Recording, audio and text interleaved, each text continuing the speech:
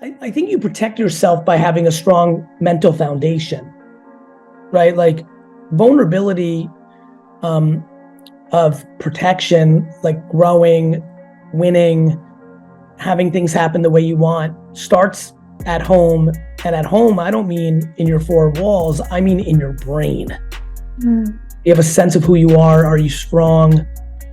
What's your level of confidence versus your insecurity? Are you a person that likes to judge as escapism from your own pain because you judge your own self? So, I think before we get into any level of tactics, it starts upstairs. And, I feel like women entrepreneurs are extremely strong at speaking about vulnerability and speaking to topics that are meaningful. I think men try to posture. They struggle with that level. But I think a lot of female entrepreneurs have a head start. I speak to so many female entrepreneurs who will spend a lot of time and energy explaining to me why men entrepreneurs have it easier. But it's really ironic because I believe that emotional strength and emotional work is really the game of how this all works in the end.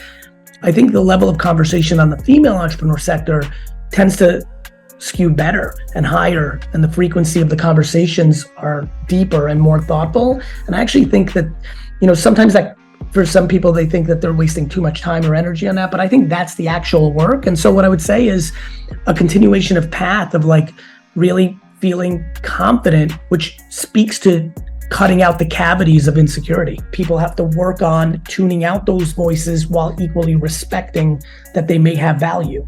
There's a really fine balance of like taking in advice, but not making it like gospel, right? Like, for example, I do this with negative comments. Negative comments, I don't dismiss as trolls or haters. I try to take in, is there any truth to the observation, and try to take the good from it. I can separate the venom that it's delivered with often and try to see if there's any truth. Same thing I do with positive, like when people put a goat emoji, do I think I'm the greatest of all time? I don't. I aspire to, but I don't like take it in and I try to like preserve my humility the same way that I try to preserve my sanity and confidence and joy and lack of anxiety. And so, I think you have to take in what those voices are saying, but you can't fully internalize them. You have to decide if you agree or disagree. But if you agree, you act on them. And if you don't agree, you articulate to why you don't. But you don't do it like in an abrupt way. Hey, I built this before you were here. I don't need your shit. I just needed your, like, people have to find ways to communicate with class. We've gotten into this place in society where we communicate so poorly because politicians have showed us the way. And now it's trickled into day to day. I tell people to really find a way to communicate with class. I love that. Thank you. I always say, just live an integrous life. So yeah, it's like, no matter what you do. Yeah, that's right. Be as nice as you can. Like, why not? Like, explain to me why not. Because they hurt my feelings. Well, guess what? If they hurt your feelings, they're probably hurting. Maybe you can deploy some compassion or empathy, like the wine you're drinking. Yeah, I was just going to say, why not? Why not? Why not deploy some empathy? And so, I think that people need to really get within their head and figure this stuff out. Again, so many of you watch my content, only as good as your last at bat, chip on the shoulder. I would say that I'm wired, I'm curious I'm surprised how much I like sticking it to the mark. I'm very competitive. Do you find yourself competitive? You have to be. Like, naturally. To me, I've talked a lot about loving to lose. I do. Like, for some reason, Stefan, you know this, when we play basketball in the morning, like when I lose, I'm like weird. I'm like, I like it. Like, I have like this, like there's a feeling that I want to, it motivates me so much. I truly believe that the thing that separates so many people is people are scared of the no and the loss. They think it's a scarlet letter, and what that does is it makes them not go. I love the way he said, when I get no's, I push through. For me, my early childhood, to answer you directly, because two guys that like to philosophize, I'll go right into it. My early childhood was probably my biggest adversity. I didn't have the same adversity of like being a minority or gender or things of that nature. I didn't have a whole lot of money, but the big thing that I had was I was getting D's and F's. So I was making $3,000 a weekend selling baseball cards in the malls of New Jersey. Wow. But I was getting D's and F's as a 13, 14-year-old, and everybody thought I was a loser. My teachers, my friends' parents, because that's when school was the game. And so for me, like the market, the world was telling me I wasn't good, and everything inside of me told me I was gonna be good. I don't think you can win unless you love yourself first. And so I think you're right about it being a one-on-one game inside your own dome. And so for me, my adversity was early on, because once I hit the market, once my entrepreneurial flair came out, my first year of running my dad's business, I grew it substantially. It was over before it started. So, adversity, I think the thing that's most interesting to me is if this company doesn't do well next year, if my next 5 investments don't do well, if my next prediction is that, blah, blah, blah is gonna be huge and it isn't, well then I'm not as good anymore. I'm fascinated by the music industry. 3, 4 good albums in a row, iconic set, 1 bad album, it's amazing. You're just as good as your last at bat. That's right. I mean, think about it. I mean, in our business, we say 10 million is a championship ring, right? Okay. So so to be able to sell 10 million a few times and to do it for different people, right? Yes. Not yourself. Yes. So, because this is another thing. Okay, cool, you can make money, but can you make other people money? Because the key is, if you can make other people money, you create social entrepreneurship. That's right. And from Scale. That's right.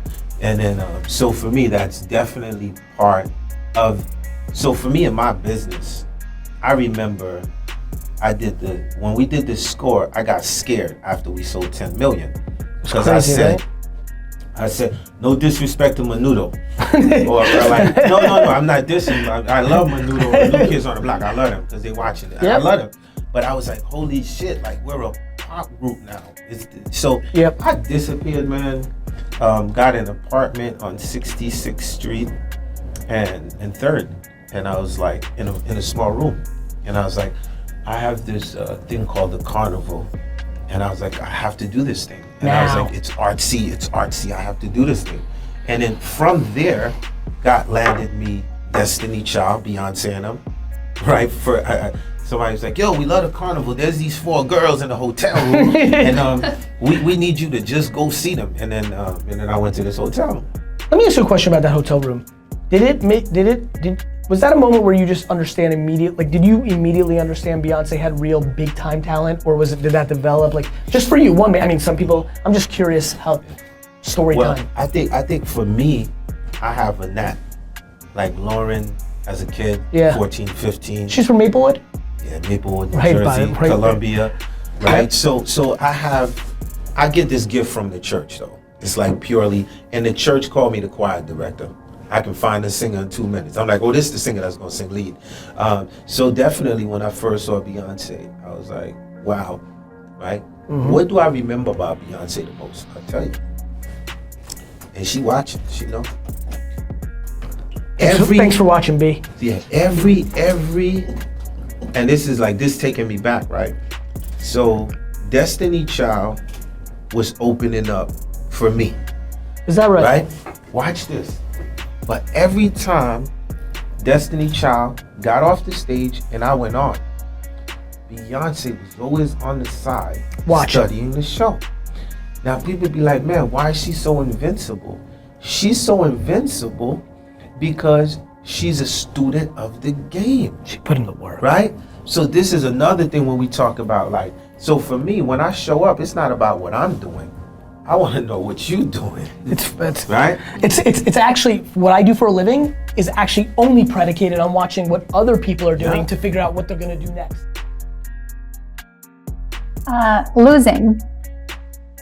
Smash. I think falling in love with micro losing is what makes you the ultimate winner. I think people fear losing in front of others. I'm the complete other way. I like losing in front of others. My whole childhood, I would cry the second I would lose in front of others. I like it. I think learning how to lose is the fucking foundation. I think demonizing losing to kids, 8th place trophies, keeping them away from it, fighting with teachers to get a higher grade, yelling at coaches, all of that shit fucked everybody up.